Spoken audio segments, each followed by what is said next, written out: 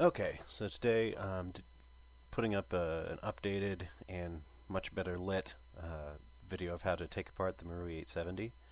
Um, First thing is going to be make sure the shell's gone, or make sure there's no shell, make sure you've cleared the chamber so parts don't explode out at you when you take it apart. Next we're going to take off the butt plate and take out the gas chamber. Technically it's not really necessary to remove the stock in order to complete disassembly.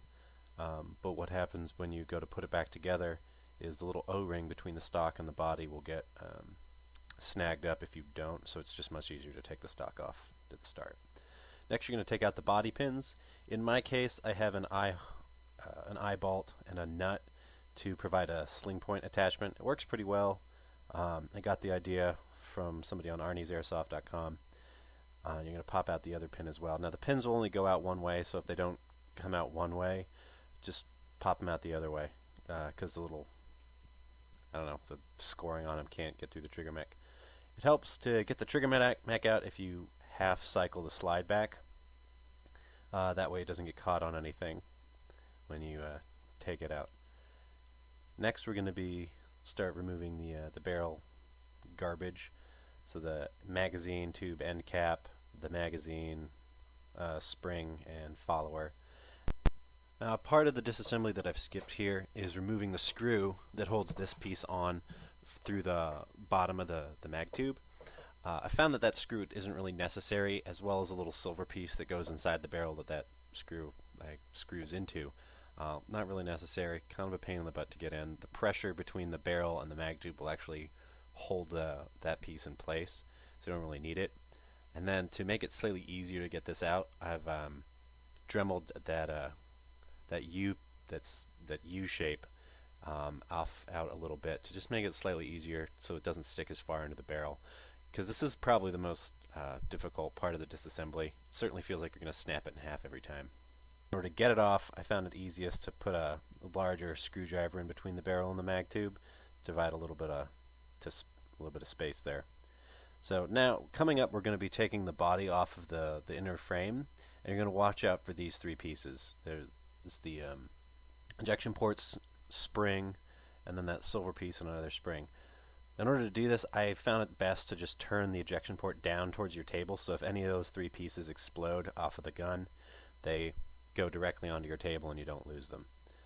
Now we're going to be removing this silver arm here, and so we're removing the spring and those two springs and that little silver piece right there. And this silver arm has something to do with loading in the hammer. I'm not really sure. But a small Phillips head or a small flathead like an eyeglass screwdriver will remove that screw no problem, and you're good. Now the rest of those silver pieces do not need to come off. They actually just stay on the frame, so you don't need to worry about them and their little screws and springs.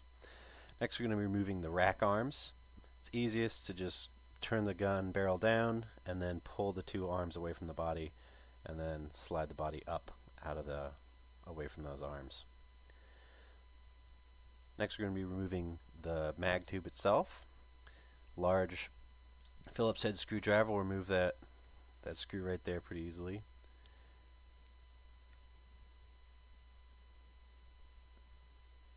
And now we're going to be removing the barrel. Now some people complain about, or have problems with rather, the barrel being slightly loose or wobbling back and forth, and that's these two screws right here. You really got to tighten them down to keep the barrel from wobbling back and forth, as well as that screw in the mag tube. So now just kind of pull the outer barrel off.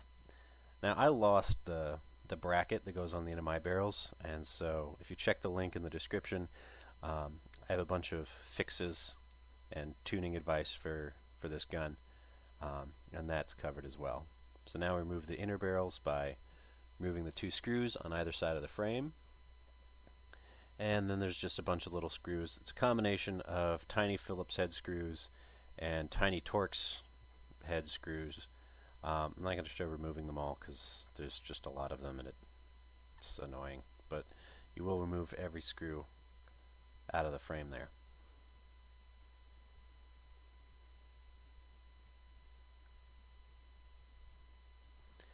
So now that all those screws are removed, just make sure to check all the little tiny places where they could be. In order to get the top half of the frame off, you got to push the nozzles back and lift up. You see here that I have an aftermarket nozzle since my nozzle's broke. So you don't really, yours isn't going to look like that. So now we're taking all the little pieces out of the frame there. That's the loading arm. I think mine's a little broken. It's refusing to feed at this point. The loading chamber, the magazine release, or the shell release. There's the hammer and the hammer spring. The gas chamber. Now that is, if you're having problems with leaks coming from the body, check the link in the description, and you'll get a fix for that. And then here's the nozzles themselves. And that's all there is to it. Everything's out of the gun.